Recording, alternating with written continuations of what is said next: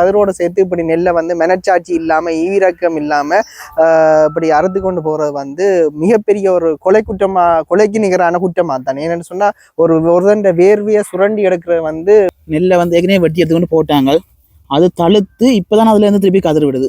யாரும் அப்படி கண்டிங்க அப்படி வெட்டி கொண்டு கண்டிங்கன்னா நல்ல அப்படியே பற்றி போடுங்க, அப்படிதான் செய்யணும்.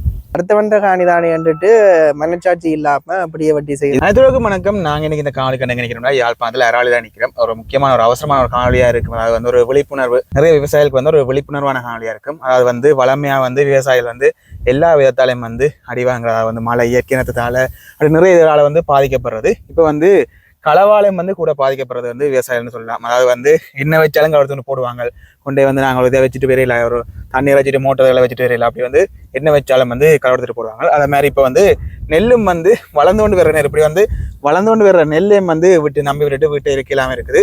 அதையும் வந்து வெட்டி எடுத்து கொண்டு போயிடும். அதாவது வந்து மாடுகளுக்கு புல் வெட்டுற பேரில் வந்து நெல்லையும் வந்து வெட்டி அதோட சேர்த்து எடுத்து கொண்டு போயினோம்.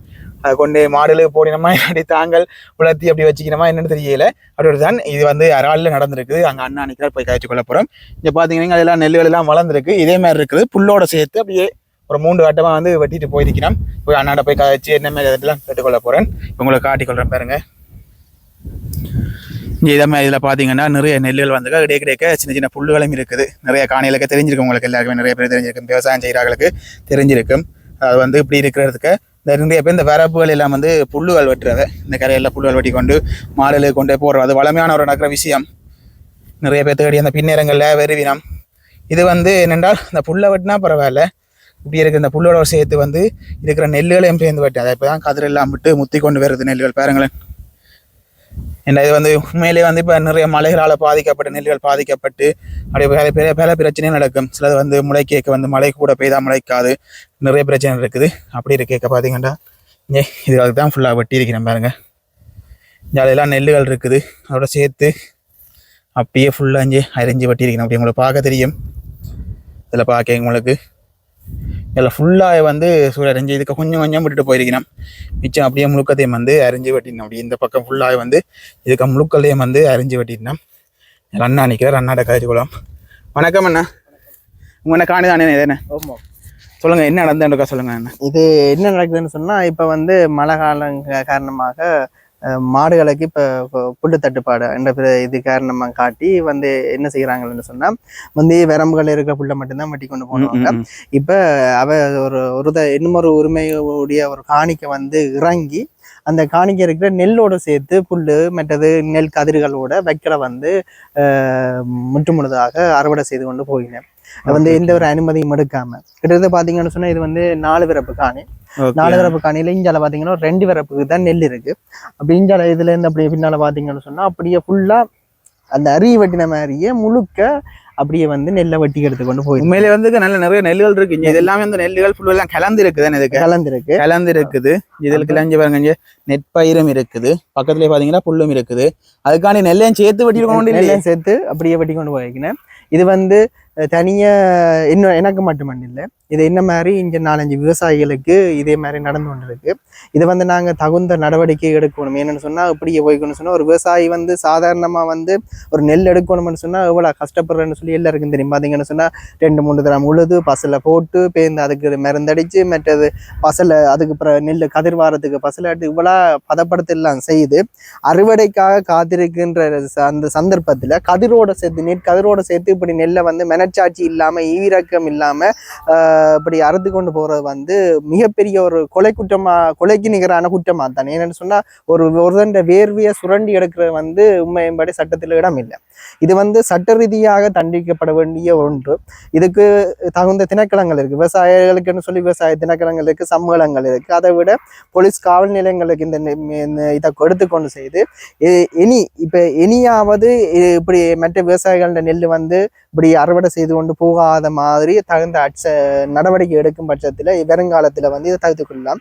இது வந்து நானும் இவ்வளோ வருத்தத்துக்கு உள்ளாத காரணம் சொன்னா எனக்கு 3 கட்டமா வெட்டிருக்கு. முதல் கட்டமா வெட்டப்பட்டது நான் ஓகே ஒரு கொஞ்சம் தானே வெட்டப்பட்டதுன்னு விட்டுட்டேன். பேருந்து பார்த்தா அது நான் விட விட விட விட 3ஆம் கட்டமாக பெரிய அளவுல வந்து இப்படி ஒரு 4 பரப்பு காணியே முற்று முழுதாக வெட்டுற அளவுக்கு வந்திருக்கு.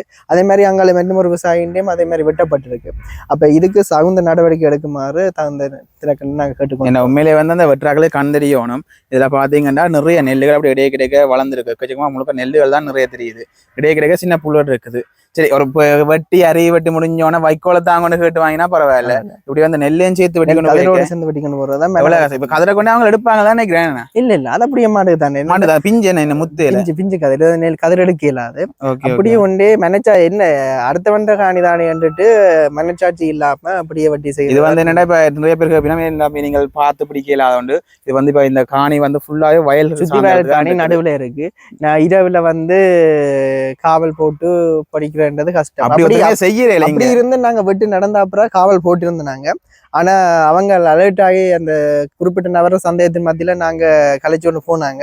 சந்தேகம் பண்ண கையங்களமாக பிடிக்க முடியாது. காணிக்கிறவங்க வெட்டி கொண்டு கேட்கதான் எங்களை பிடிக்க முடியும். அவங்க வந்து போய்க்கு அவங்க சொன்னாங்க அப்படி மாடு துளைஞ்சு வச்சு பிடிக்க வந்தேன்னு சொல்லி சும்மா சாட்டு சொல்லி இப்படி போனாங்க. அப்ப கையங்களமா பிடிக்காத பட்சத்துல நாங்க தவண்ட நடவடிக்கை எடுக்காம இருக்கு.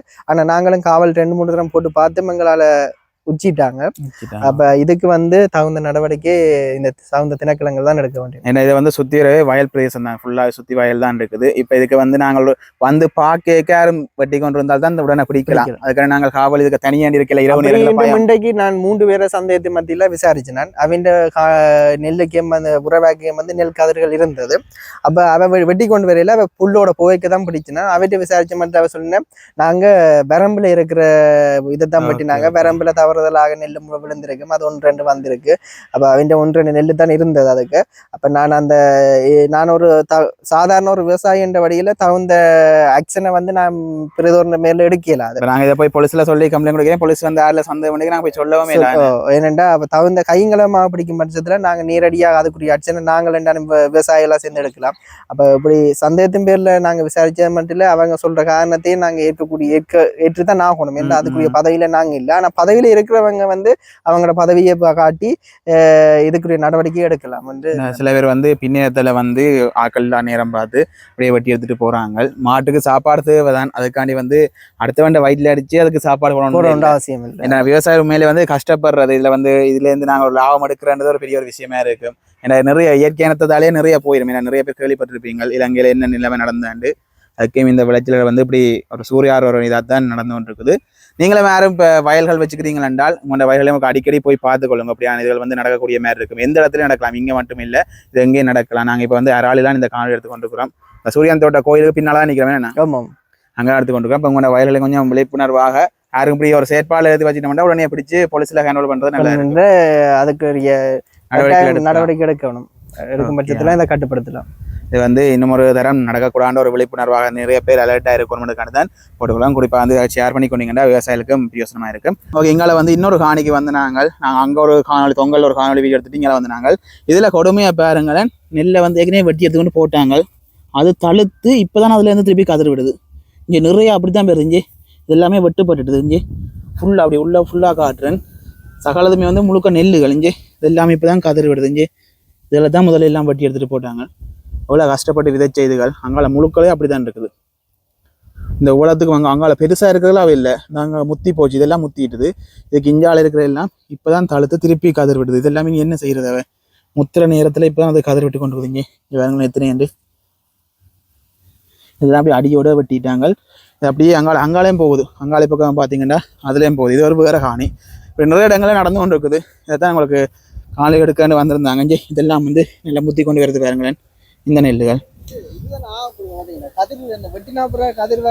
அதான் வெட்டினாப்புறம் இங்கே பாருங்களேன். இந்த வெட்டினா துணிலேருந்து அப்படியே வந்து அதுலேருந்து கதிர் வருது. எவ்வளோ கவலையாக இருக்கும். இது ஃபுல்லாகவே அப்படி தான் இருக்குது. இப்போ தான் எல்லாம் தளர்த்து கொண்டு வருது. அங்காலையெல்லாம் முத்தி வந்த நெல் அங்காளி பக்கம் இருக்குது. இஞ்சாலி பக்கம் இப்போ தான் கதிர் வருது. இவ்வளோத்துக்கு வந்து ஒரு சரியான ஒரு கொடுமையாக இருக்கும் பார்க்குற ஆக்களுக்கு, பார்க்குற விவசாயிகளுக்கு. அங்காளி பக்கத்தாலும் வெட்டியிருக்காங்க. அவங்க எல்லா பக்கத்தான் சுற்றி 4 பக்கத்தாலும் சுற்றி வெட்டியிருக்காங்க. இது பாருங்க, இதில் எல்லாம் நல்ல நெல்லுகள் விட்டுருக்குது ஃபுல்லாகவே. அதான் அதான் இதெல்லாம் வெட்டினா அப்புறம் கதிர் இங்கே ஃபுல்லாகவே வெட்டினா அப்புறம் கதிர் வந்து கொண்டிருக்குது பாருங்க இங்கே எல்லாமே வெட்டினா அப்புறம் தான் கதிர் வந்து கொண்டிருக்குது. இப்போ இந்த வயல் வந்து சுற்றி 4 பக்கமும் சுற்றி அப்படியே வந்து வெட்டியிருக்கிறாங்க. என்ன ஆக்கள் அறியலை செம்மறியன் என்ன வேலை செய்திருக்கிறாண்டு. இதெல்லாம் வந்து பெரிய நெல் எல்லாம் வளர்ந்து ஏற்கனவே வளர்ந்தது. அதுக்கு பார்த்துல எல்லாம் இப்போ தான் கதிர் விட்டு கொண்டு வந்து குட்டி குட்டியாக. ரெண்டுக்குமான வித்தியாசம் இருக்குங்க. இதில் பார்த்தீங்கன்னா இப்போ நாங்கள் உள்ளே இறங்கி காட்டினேன்னா உங்களுக்கு தெரியும் வித்தியாசம். இதில் கிட்ட போய் பார்த்தோம்னால் அது வெட்டாத நெல். இப்போ இது வந்து வெட்டாது நல்லா ஃபுல்லாகவே கதிர்கள் விட்டுருக்குது. இது வெட்டினது இப்போ தான் கதிர் விடுது பாருங்க. யாரையும் அப்படி கண்டிங்கன்னு அப்படி வெட்டி கொண்டு கண்டிங்கன்னா நல்ல பிளரிய பற்றி போடுங்க. அப்படி தான் செய்யணும். நல்ல ஒரு விளைச்சல் வந்துருக்கும். இதே மாதிரி இங்கால ஃபுல்லாகவே வந்து நல்ல ஒரு விளைச்சல் வந்துருக்கும். இந்த காணி கெஞ்சு இதில் ஃபுல்லாக நல்ல ஒரு விளைச்சலாக தான் இருக்குது.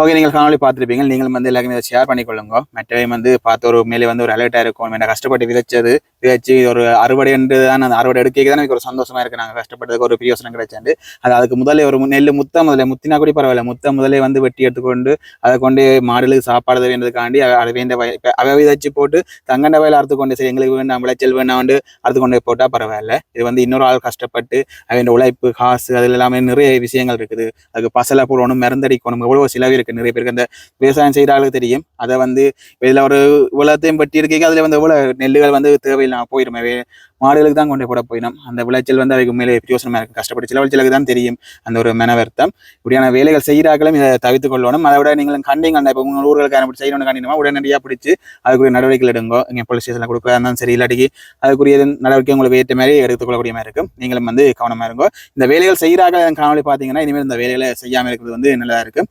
ஓகே, நாங்கள் முன்னும் அடுத்தவங்களை சந்திப்போம்.